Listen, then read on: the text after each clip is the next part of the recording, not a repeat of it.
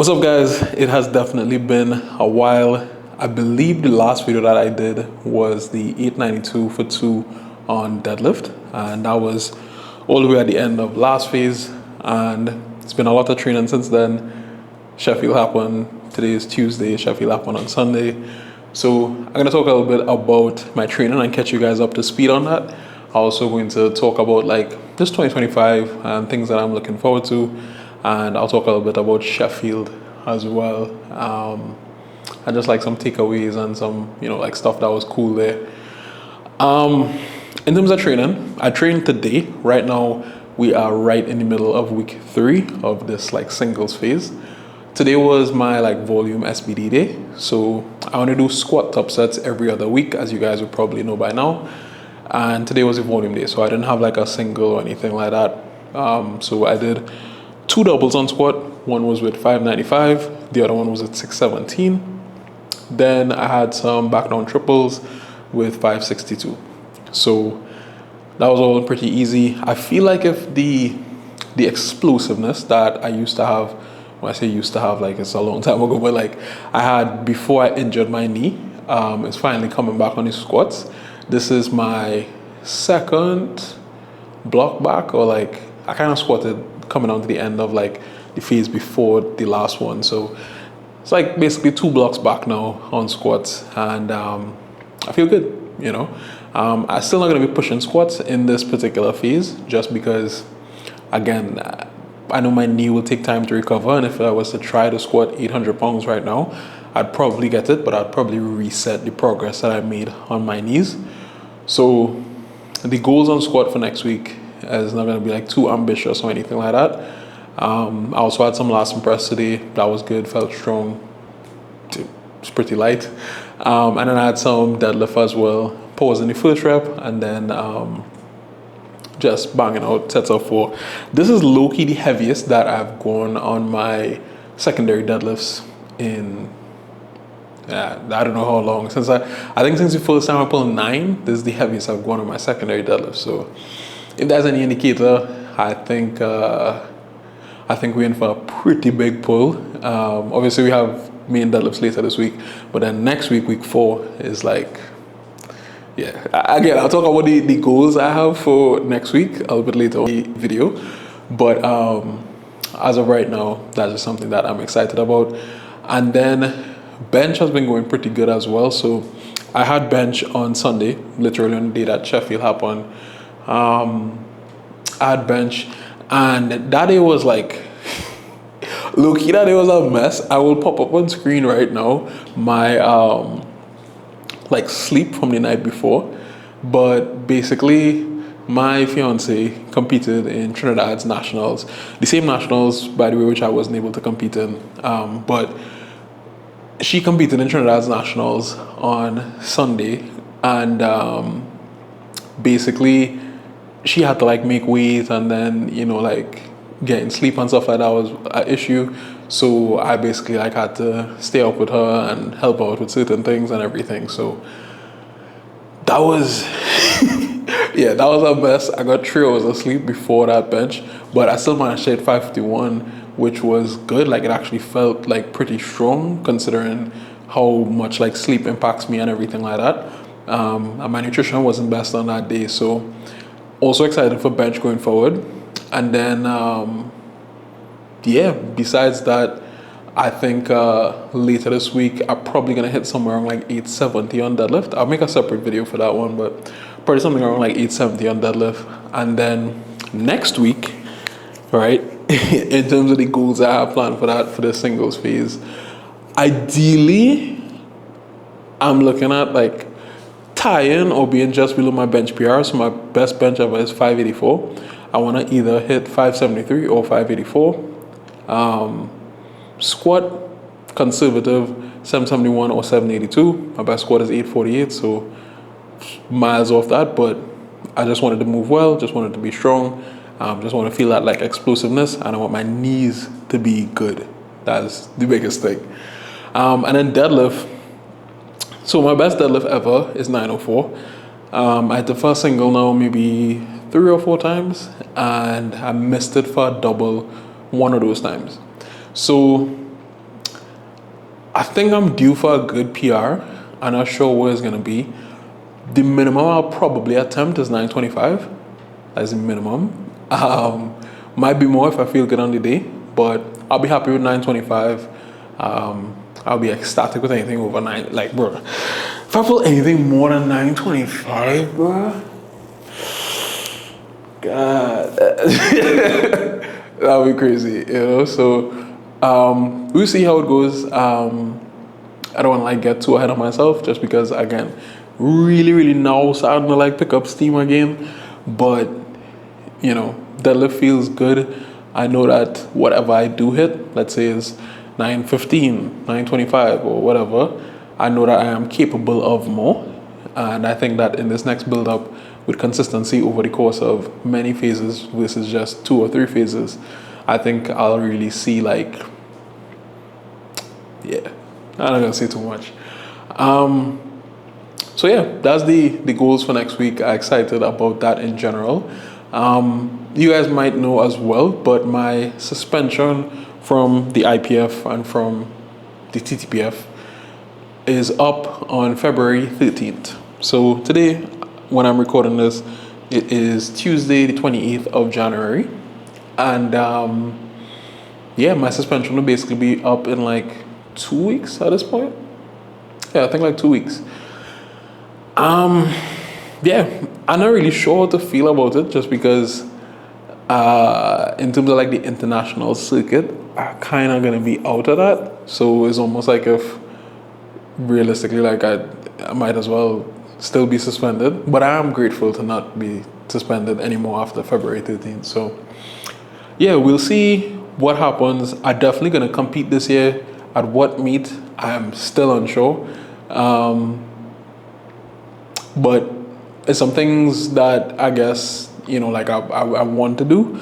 I'm not sure how possible they're gonna be, but I may be competing sooner than I think. I may not be competing sooner than I think.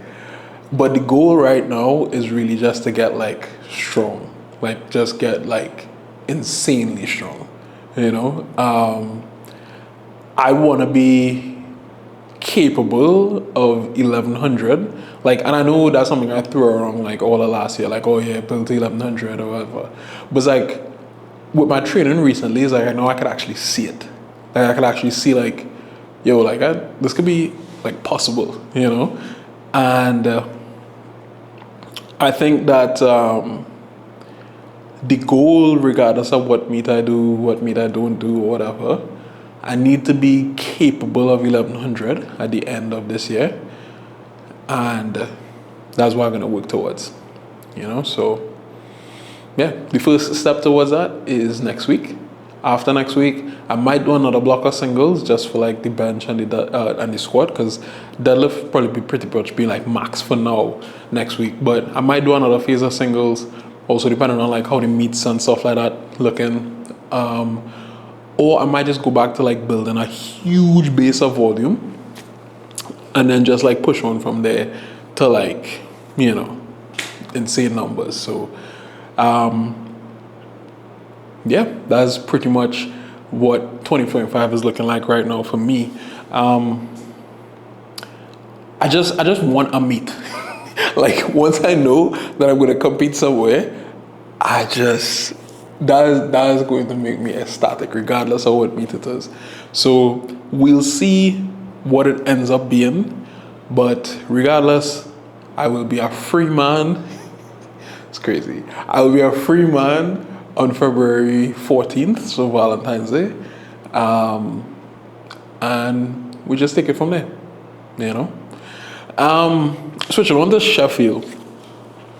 Sheffield was amazing. I saw Gavin Eden talk about this in his pre-Sheffield video.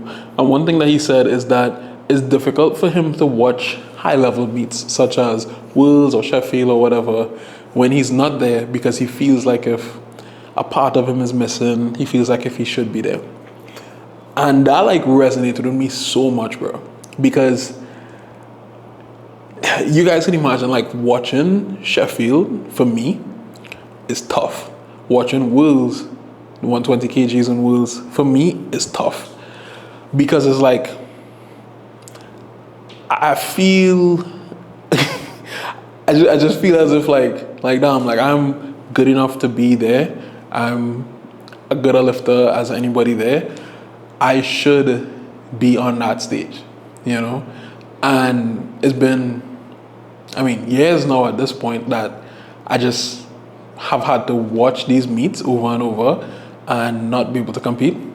And this year, for Worlds, this year, well, this next upcoming Sheffield, most likely, you know, if some wild thing happens, then it won't be. But it's looking like it might be that again. So that's something I resonated with what Gavin said. But I still watch it just because it is amazing. You know, like SBD, Pete Spence, they, I mean, really taking powerlifting to like a level where any of you guys who started around the same time as me in that like 2015, 2016 era, like back then, one of the things that was so commonly said in powerlifting, I remember, was that there's no money in the sport. There's no money in powerlifting. There's no money in powerlifting. And to some extent, you know, like compared to a lot of other bigger sports, there is still no money in powerlifting, right? But you have people like Agata who, over the course of 2 years or 1 year really, because if you look at one from one Sheffield to the next, right? So basically in 1 year, right? This is not counting other sponsorship payments. This is not counting anything she might get from like Worlds or any bonuses or anything like that. But she made, you know, well over, what is it, like 70,000 euros, you know, which is a considerable amount of money, you know, like even if you say, oh, yeah, that's not enough like money to live off of for 2 years or whatever, but that's a considerable amount of money. So, yeah, and I see they said that the next Sheffield, well, not the next one, but the following one, so the one late 2026, which is actually low-key the one that I might be at, hopefully, if all goes well and, you know, God willing, is going to be at a bigger venue, which is insane, you know? So, yeah, it's good to see the sport pushing forward like that. The meet itself was great. You had a lot of like lifters, particularly on the men's side, who like really pushed the boundaries of what we thought was, I guess, possible in a lot of weight classes. So obviously Shell in the 66s, that was insane, right? Like 770 as a 66 is crazy. Like low key, a lot of people even saying like a lot of 66s besides Shell probably won't qualify for Sheffield anymore, because 95% of the world record is 730 and most 66s don't hit 730 so it's just like guys might even like just qualify for Sheffield anymore because the bar got raised that high, you know. 93s were great. World record total got bumped from 901 to 917.5. That last deadlift that Crash Steph got, Emil, I mean, he's a great lifter, but that was crazy. I don't know. I think even he expected to not get it, but he did. So, you know, that was a tough call. It was a very expensive call because a lot of people lost a lot of money with that call being good, and he made a lot of money with that call being good. So, yeah, that was crazy. Another highlight for me was Russ. Like, you know, you can say what you want about Russ. Like, some people love him, some people hate him. But for him to go from like being the big dog, basically, you know, for the past however many few years, to then him going through what he went through at Worlds, where basically, you know, like everybody kind of like turned on him low key, whereas like people enjoyed seeing him be beat by Jones. People, like, it was just a joy to see him be beat by Jones, and people cheered, and even Americans cheered and everything like that. So to see him have that comeback the very next meet, and obviously he got like a pretty harsh call on his last deadlift, but to see him be that far ahead of the other 83s, and honestly, once squats were done, he was kind of like running his own race. It was good to see, and I'm happy for him, and I think that kind of like put the nail in the coffin of him being, basically the best 83 ever, and not just him being like a lifter who, he had a good run when, it wasn't as competitive or whatever. Like, he's clearly capable of 880 plus, 890 plus, so yeah, excited to see this new version of him, like truly locked in and dialed in and understanding that he's not untouchable, and I'm excited to see where he goes with that. Perk, his meet was a little bit disappointing. I know he was saying that like he had a couple other things like going on and stuff like that. So yeah, that was what it was. Ashton had a pretty disappointing meet. I think obviously the pec and stuff like that affected him massively, but most people didn't predict it to affect him that much. I thought he would have still benched like 200. He didn't bench 200, and obviously he ended up placing last. People picked him for third. I didn't have him third. I had him, maybe like top 5, top 6. But for him to come last that's crazy. So yeah, besides that, I was pretty much all the standout performances. Durance had a decent meet. Ade had a crazy last pull.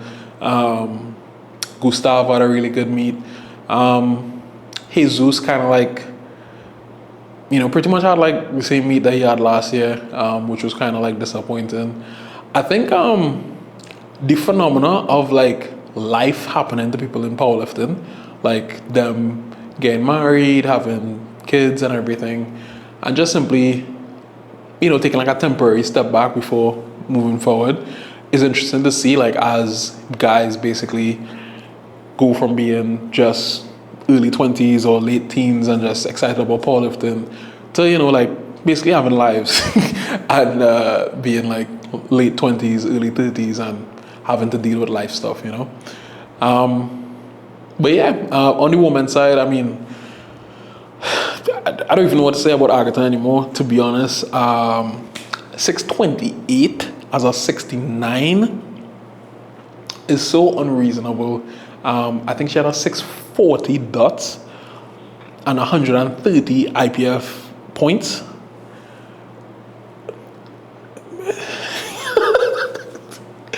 I don't know if I was to total 1100 at 120, would I have that many calculating this live right now? Because if I total 1100 at 120 and I don't have 640 dots, then I don't know what to say about Agatha or the dots formula, to be honest. So let me go 119 and 1100. Yeah, I don't even have 640 dots. That's 633 dots.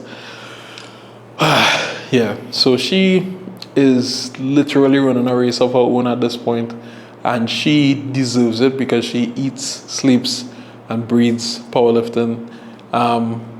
Besides that, nothing really too noteworthy for me, at least on the women's side. I think there was somebody else who broke a world record, Kalina. That was cool. But besides that, I think Sheffield last year was like the women's year for real. And it's funny to see it like switch every year. So like year 1 was like the men's, year 2 was the women's, year 3 was the men's again. So who knows, next year might be the men's might bounce back. Sorry, the women's might bounce back. So we'll see. But yeah, it was a great meet. I'm excited for this year, even though it's not exactly what I wanted it to be. I wanted to have like a clear path to Wolves, clear path to Sheffield, just put all that bullshit behind me and just like focus on moving forward. It's not that, but that's okay. God is good and everything in his timing. I feel good, I feel healthy, I feel strong, and I'm optimistic about the future. So that's pretty much it for this video, guys. I will catch you guys in the next one. Peace.